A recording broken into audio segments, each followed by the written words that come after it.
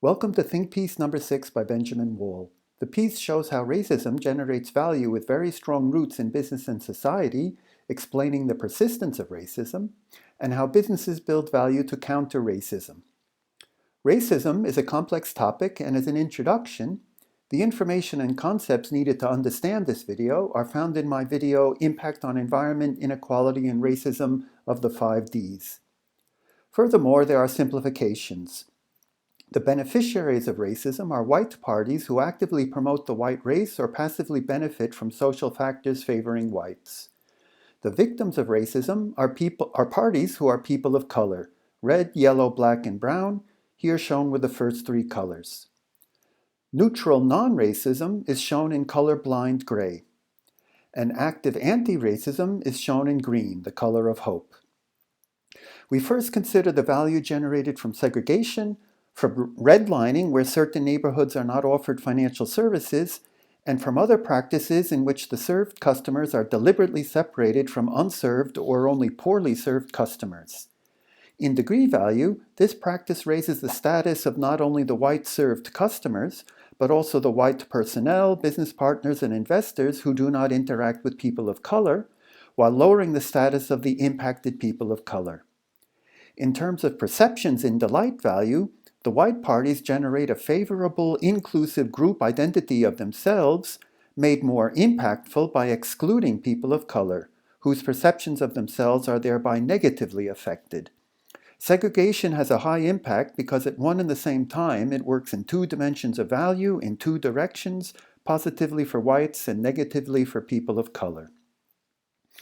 Businesses generate value to counter such practices, first by boosting the status and degree value specifically of people of color. For example, many businesses run diversity programs as compensation for past barriers to people of color, developing employees with regard to hiring and promotion, and developing the volume of business for firms owned by people of color. Another practice is to raise the status of underprivileged parties of any color by selling consumer goods at systematically low prices, e.g. discounters, Walmart, and Amazon. The raised standard of living impacts people of color disproportionately in a positive manner. Regarding perceptions in delight value, firms offer products and services which promote identity for a racial group, e.g. music or food drawing on the authentic Asian heritage. Or firms celebrate a multiracial identity, weighing all racial groups evenly in their branding and policies, such as Macy's. Value is generated from stereotyped racial images. This is dexterity value, where standardized icons in the society are used for a brand or product image of all-around benefits. For example, the icon of Aunt Jemima as a black domestic servant conveys an image of domesticity and care to the breakfast foods from Quaker. The strength of the image rests on the mutual interaction of the icon with status gaps and racial exclusion, each reinforcing the other. The results are to strengthen the impact of the image as all-around benefits and dexterity value, which raise sales, as well as to heighten the impact of racism in degree and delight value.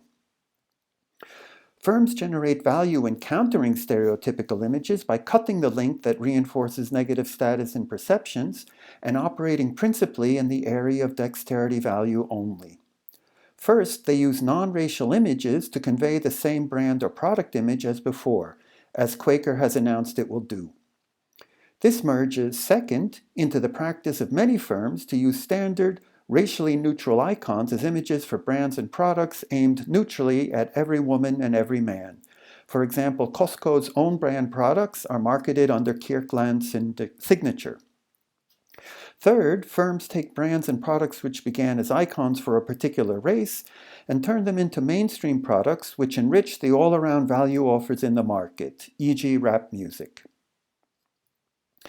Dexterity value is generated in a related manner by stimulating or referencing stereotypes, for example in the media or entertainment. Firms take the behavior of individual people of color and then generalize it inappropriately into a racial stereotype. For example, teenagers who are not enthusiastic about education and are black are presented as lazy blacks in a newspaper article or in a movie, rather than being simply another example of the many teenagers of any color who do not prioritize schooling. As before, there is a mutual interaction of the standardized stereotype with status and perceptions, each playing on and confirming the other. This mutual strengthening raises attention to the stereotyped product or service, thereby improving sales and dexterity value, as well as heightening racism in degree and delight value. Firms generate value in countering such stereotypes by placing the individual behavior in the context of standard social factors in dexterity, thereby making the behavior neutral and cutting the link to status and perceptions.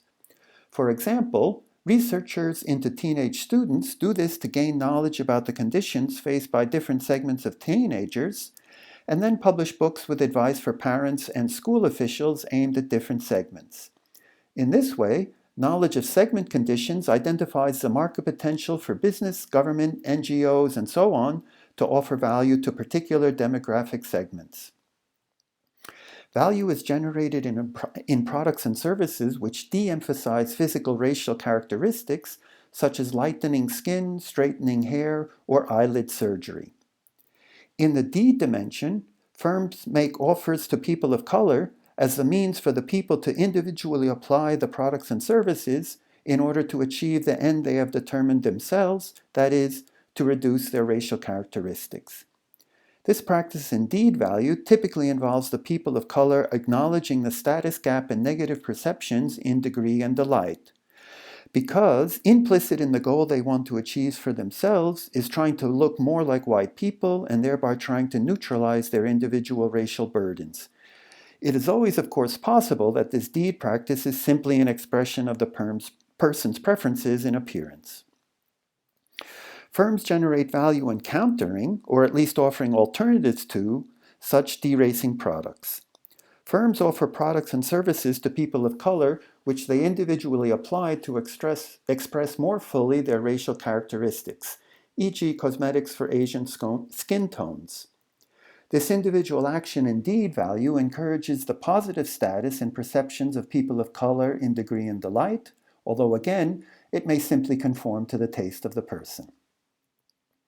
Value is generated from racially conditioned activities which favor white people, or value is not generated in that people of color are restricted in their activities and thus are not able to consume certain products or services. For example, many college programs are offered for full-time students. People of color are restricted in taking on these offers due to the material conditions and status regarding family, income, job, etc., and their immaterial conditions in the socio-psychology of their perceived identity. Furthermore, where the non-accessibility of the value offers to people of color leads to separated privileges benefiting white people who dominate the consumption of, e.g., college education, then racist degree and delight value is being generated.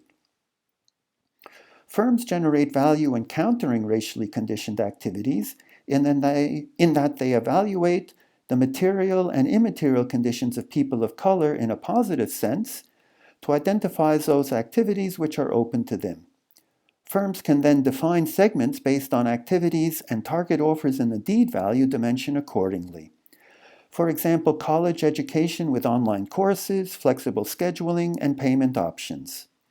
Such value offers enable positive status and self-perceptions for people of color.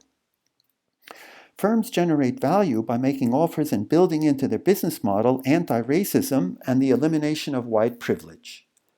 This transformational value is generated in the deep connect dimension, where meaning is given to the life of parties by demeaning racism and linking anti-racist communities. The following examples of deep connect value are connected to value in the other dimensions. Linking to degree value, anti-racist NGOs are invited to open a booth in a firm's store or location, boosting the status of the anti-racist community to include the firm's customers and personnel and positioning the firm accordingly in the community. In parallel, social media and platforms that do not follow strict anti-racist policies are being deselected for advertising by Procter & Gamble and other firms. Linking to dexterity value, media companies give space to journalists and influencers to call out to firms to remove stereotypical images. and many firms have recently successfully marketed products with the Black Lives Matter logo.